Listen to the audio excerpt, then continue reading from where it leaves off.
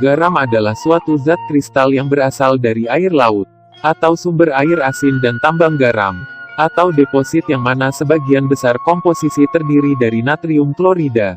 Garam Milhi bangkit seiring bersaingnya pasaran garam antara garam lokal dengan garam Madura. Sehingga dianggap perlu garam kemasan yang siap bersaing dengan garam luar Aceh. UD Milhi Jaya juga melakukan inovasi varian garam, yang fungsinya beragam baik konsumsi maupun non-konsumsi.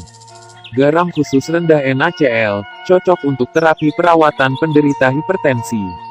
UD Milhi Jaya melakukan sinergi dua arah antara petani garam dengan proses untuk layak konsumsi guna menghasilkan garam yang layak bersaing di pasar nasional, baik dari segi kesehatan maupun dari kajian Badan Pengawasan Produksi Makanan. Proses perebusan garam kasar atau untuk menghaluskan secara tradisional dengan cara garam kasar atau bibit itu diambil sesuai takaran.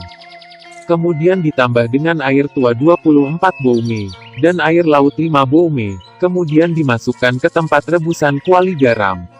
Dengan pola dapur tertutup dan lubang angin sesuai standar perebusan garam.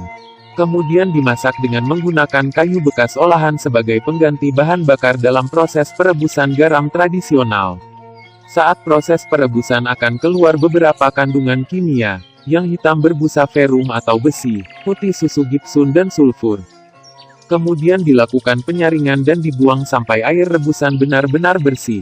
Proses perebusan ini dilakukan selama 4 jam. Ketika air sudah mulai mengering dan garam sudah mulai muncul, selanjutnya dilakukan penirisan selama 1 kali 24 jam. Selanjutnya melalui perlakuan secara khusus, diiodisasi dan dipasarkan oleh UD Milhi Jaya. Sebagai salah satu varian garam rendah natrium klorida atau NaCl.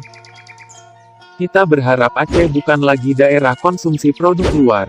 Akan tetapi bisa menjadi daerah produktif yang berjaya dengan produk lokal sehingga menjadi nilai tambah pendapatan asli daerah. Dengan berkembangnya sektor industri dan laju pertumbuhan penduduk yang begitu pesat, maka kebutuhan akan garam juga bertambah dan peningkatan mutu dari garam tersebut juga makin diperhitungkan.